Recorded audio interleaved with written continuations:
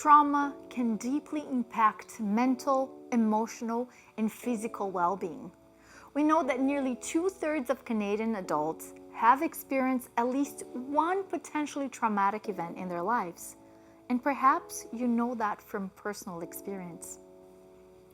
Though trauma can leave us feeling isolated and overwhelmed, there is a pathway to recovery. But we can't walk this path alone. To reach recovery, we must walk together with those who understand and can help. And we want to go even further than recovery. We want to build resilience. We want to move beyond surviving, and we want to thrive despite life's challenges.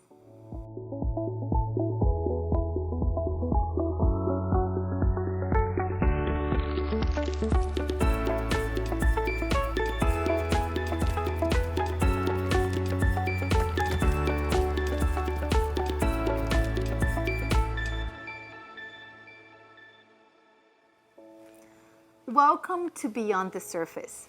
And today, we have the privilege of welcoming once again our dear Dr. Daniel Saugh. Thank you so much for being with us, Dr. Saugh. Pleasure to be here once again. So today we're going to be talking about the topic of trauma and resilience. But before we dive in, we're going to watch a narrative on the topic. Sure. And I want to invite you to watch with us as well. It's been ages since I drove a car. Not since the accident. But today, I managed to do the impossible. I drove myself again.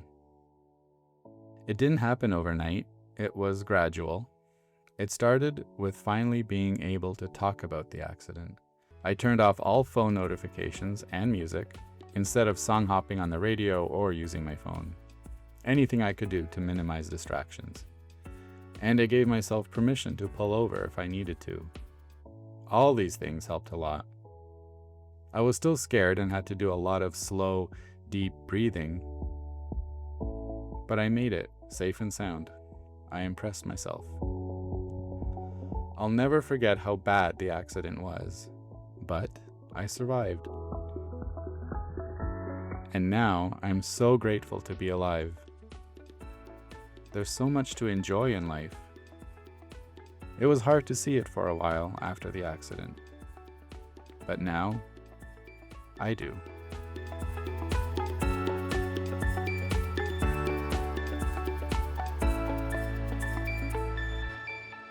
Welcome back. As you just saw, we saw a story of someone who's experienced trauma but is going through a resilience journey. And you know what? If you have a story you want us to share here, we never mention names, but if you want your story to be shared here in the show, you can write at info@hopetv.ca. And we're here to share stories about Canadians experiencing struggles and challenges in mental health and other aspects of it. So please do write us. But you don't have to only write us to share your story. You can write us to share your comments, your ideas, maybe suggestions for future episodes. We would love to hear from you. So please write to us and we'll be happy to read your email. So I'm here with Dr. Daniel Saugh. We just saw someone who's experienced traumatic events but is going through a resilience journey. What does resilience in the context of trauma look in someone's life? Yeah, that's a great question. You know, resilience is a very loaded word again, right? I mean, I always like to begin or preface my conversation with some type of working definition. That's great. So when we talk about resilience, what comes to mind? I think for the first, aspect of firstly, most people would think about, okay, the ability to bounce back. I think about a bouncy ball. You know, when I was younger, which is just a few years ago, I remember my parents used to go take me grocery shopping, and there were these little, stands where you have to put like a quarter or 10 cents, a coin, and you turn it and you get your gum or Cracker Jacks or like dice or game, whatever. But there was something I really wanted. And it was this ball that my friend had, who was our neighbor, and he used to bounce it against the wall, and he would get it right back. Bounce it on the pavement, come right back. And it was amazing. I said, I want one of those. And he shared not really much, because when I wanted it, he'll take it back. So I said, I'm going to get my own so we both could bounce it. And guess what? Long story short, I tried to get that bouncy ball from that machine, from that little dispenser, and it took me a lot of quarters. I think I wasted a lot of quarters. I think I stole from my mom a lot of quarters. And anyways, I was determined, and I finally put that last quarter in, and I turned it, and I got it. It was amazing. And I bounced the ball, and I remember this when I was a child, that the more I bounced it, it would bounce back to me. And the harder I bounced it, the higher it would go up.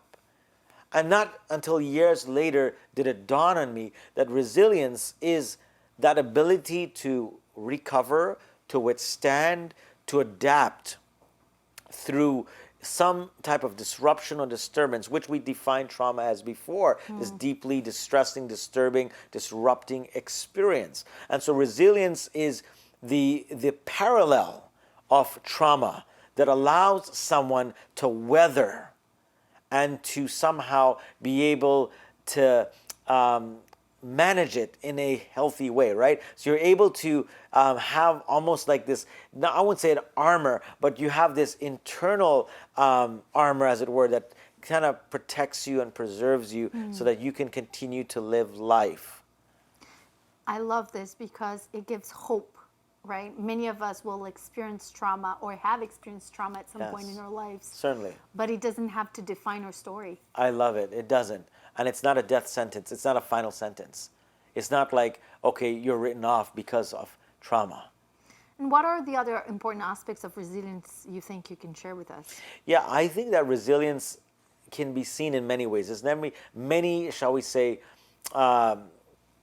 vistas of resilience, many avenues of resilience, right? So if we were talking about resilience from a definitional point, we did, but from a practical point, resilience has to do with understanding that, okay, I'm not going back there anymore. I'm moving forward. I'm moving onward. So resilience can be the ability to face something and say, you know what, I accept it. Number one, I accept it. Or number two, I have now a greater understanding, so I can be able to cope better. So I have different tools. So it could be anything from, de-stressing tools like deep breathing, meditation, progressive muscle relaxation. Resilience also means learning from your experience and growing from your experience. But ignoring an experience and sweeping it under the carpet only compounds trauma, right? So it makes trauma much more not only difficult, but also more powerful over the person. So if we can arrest the trauma, or we can say, I want to take something and learn from this, make meaning, as I said, and I believe that we can recover best and better if we're able to learn from it and grow from it and be able to embrace our new experience, our new normal going forward. And there are two words that stuck in my mind. You said denial, and I think maybe it's a process of accepting you've been through a traumatic experience. Definitely. Because sometimes it's very hard to make sense of that, right? Very much so.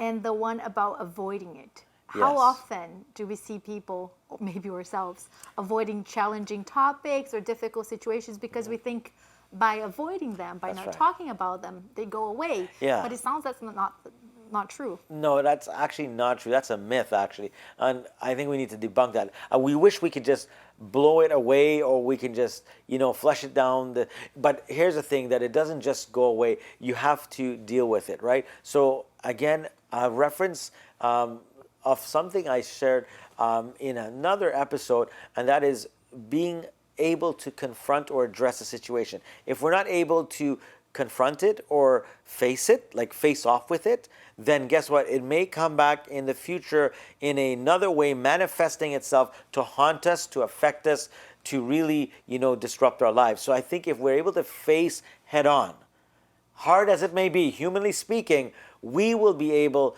to remove the fear and be able to go beyond the surface. That's really awesome, because I think debunking that can help people understand that you need to go through it in order Yes. to survive it. Sort of a I thing, like right? it. Yes. Very much. Going through it. Now, some people prefer not to go through it because it's painful. But you've heard the old adage, no pain, no gain. And I don't want to, be tongue in cheek and cheapen the traumatic experience, because it's different for every person. But going through something can do two things for us. It can either build us or break us. It can shape us and sculpt us, or it can, of course, do the opposite. So the question is, how do I perceive my traumatic experience? And what trauma process am I going to go through? So when people who are trying to deal with trauma, one of the important things is not denying it or ignoring it, but acknowledging it and saying, you know what can I learn from this? It's almost like a cognitive distortion where someone goes through something and like they fail an exam or something doesn't go well, they don't get the job, and say, oh, my whole life is ruined, everything is ruined. But that's not true. Today is ruined, but there's tomorrow. I think when we come to trauma, we got to think of it similarly. That yes, this traumatic experience has really hurt me. It has really hit me hard. It has really affected me. But there is tomorrow, and there's certainly a better day, and I can do something to allow myself to overcome and to rise above the circumstances. It sounds to me like it's a balance between creating space for what you're feeling, but also allowing yourself to move forward. It's a balance between these two powers. I think so. And I think it's important to not rush through it, but to take your time and say, you know what, okay, this is what I'm feeling. Identify emotions, identify thoughts, identify how it has affected our lives, right? And I think that by escaping or avoiding, we miss growth opportunities. Sometimes, and many times, and we find this in nature, biologically as well. I broke a bone some time ago. The doctor said, it's a good thing you broke it. I said, what? He goes, it heals better and even stronger. If you sprained it or tore a ligament, it takes longer to heal and it may not be the same again. So it was very interesting that he illustrated that by breaking it, although very painful, and the thought of breaking something, he said it can become stronger. So just like trauma, if someone is able to heal and goes through the healing process by first acknowledging, embracing, and saying, you know what, I intentionally want to move forward through the process of post-traumatic growth, they can actually discover fresh, new meaning. There's a book written by Dr. Judith Herman on trauma and recovery, and she speaks and makes many references of how people who have gone through traumatic experiences and events have recovered successfully and healthily.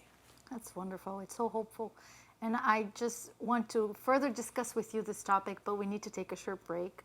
So let's take a short break and don't go anywhere, because we'll be right back.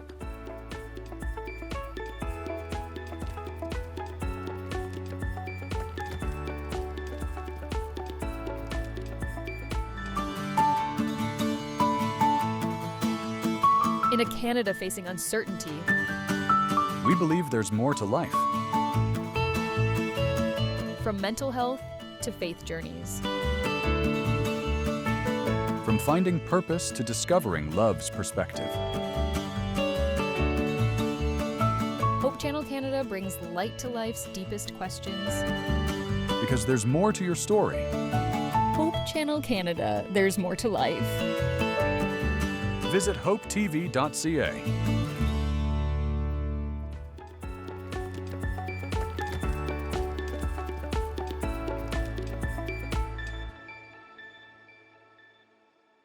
Welcome back to Beyond the Surface. And before we go back to our great discussion here, I just want to take time to thank Hope Channel Canada, and especially thank our agents of hope, because without you, this show wouldn't be possible.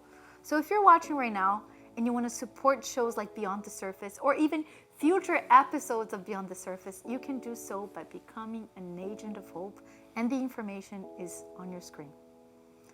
So Dr. Daniel Saugh here, we're talking about trauma and resilience. And I'm wondering, what is the relationship between trauma and resilience? Thank you for asking that question, Rebecca. Well, you have the impact of trauma and, of course, resilience itself. So the impact of trauma is how the trauma is affecting the person's life, their trajectory, their quality of life, their everyday living, right? And we know that the impact of trauma can disrupt daily routines and activities. So there's this interesting, connectedness between trauma and resilience. And then resilience itself, how is that person able to recover, to withstand, to build a coping capacity and develop coping skills or strategies, which we'll come back to subsequently with some more specific coping strategies. But that's really important. So I would say that the effect of trauma is based on the level of resilience a person has. So if someone has a lower level of resilience, the greater the effect of trauma. If they have a higher resilience, the less effect of trauma on them and their life. That's so interesting. And can someone build resilience then? That's a good question. Many things, right? Many things we can do. I would start with simple things, right? So simple things that people can do, building resilience. So I would say that getting into a routine, a healthy routine. So for example, exercising, eating healthy and well, connecting with people, going out into nature. There's something called forest bathing, dealing with trauma and stress. This is so good. That's walking through nature and through the woods, all of that. Resilience also means doing mindfulness activities. So that could be meditation, contemplation. It could be doing things that are strengthening our cognitive processes, right? So it could be crossword puzzles, right? Or complex activities, right? And so all of these build what we say the resilience base. I call it a resilience base. And from there, it builds upward. So if we have a strong resilience base, then we're able to navigate through, of course, traumatic moments, events, and experiences. So taking time to take care of your health, taking Yes. time to eat well, take time to be in nature is not a waste of time. You're No. building your own resilience Exactly. base. Investing in oneself.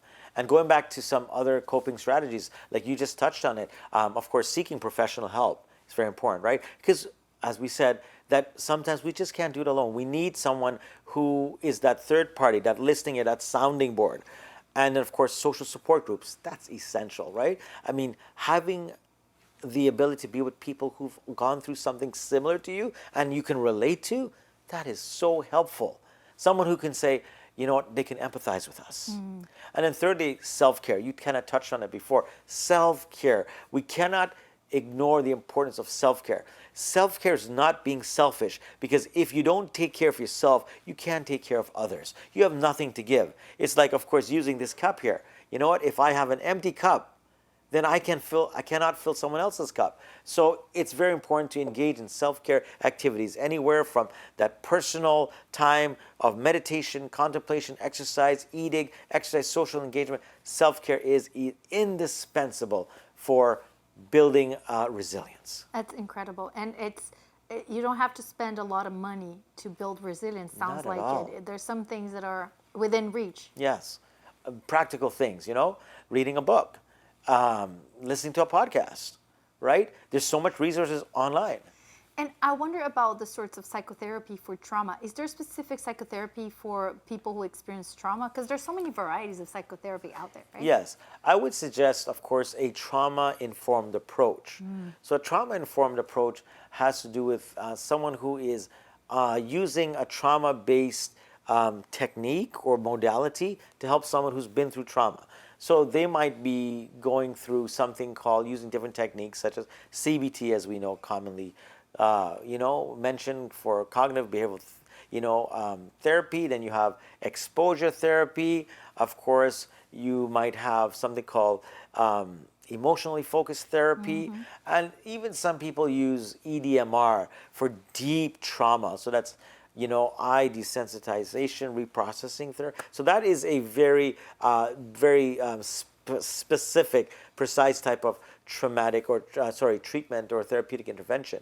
So a trauma-informed approach allows the person who's experienced trauma to be able to understand their trauma, to be able to embrace their trauma, but also move beyond the trauma and say, you know what, there is hope on the horizon. I can visualize what my life could look like 1 year from now, 2 years from now. Well, what would you like your life to look like? Well, certainly it's going beyond the trauma and of course growing from that trauma.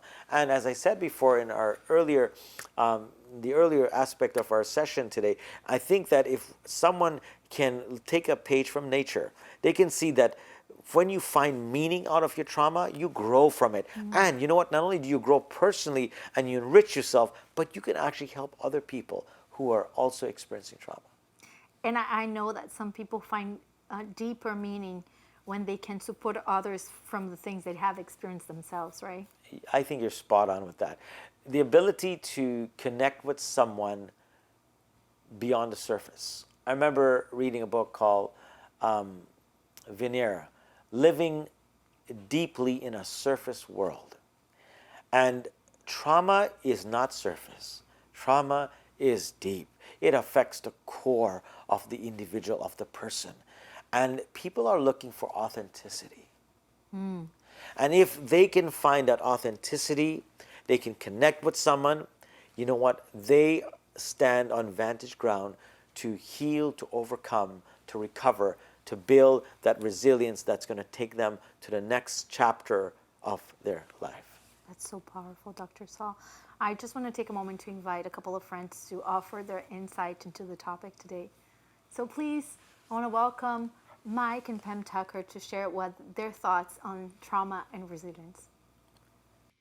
Resilience, a word that encompasses so much, and at times, so often I feel that I'm not resilient when it comes to the experiences that I have to survive through. It's so oftentimes that we just feel that it is beyond our capacity to be able to navigate our way through depression, anxiety, or grief. And yet, Scripture is filled with stories of all of the Old Testament, New Testament people that have had their resilience fortified through their relationship with God. The research shows that if your picture of God is positive, if you see Him as grace-filled, compassionate, and involved with your everyday life, chemical changes take place in your brain which actually improve your emotional health, your mental health. It can lower your heart rate. It can actually lower your blood pressure. It can it changes your outlook on life and gives you better relationships even. It also improves your resilience when you focus on a God who is loving, who is compassionate, and is concerned about you today. But there are other ways to build resilience. Part of that is through a practice of scripture or worship, a practice of exercise, those kinds of things, but also being with positive people. Now, there are three kinds of people in the world as far as I'm concerned. First of all, there are the Energizer bunnies. These are the people who you're just energized when you're with them. 5 minutes with them, and you feel like you've had Recharged. recharged for a whole day because of 5 minutes with this Energizer bunny. Right.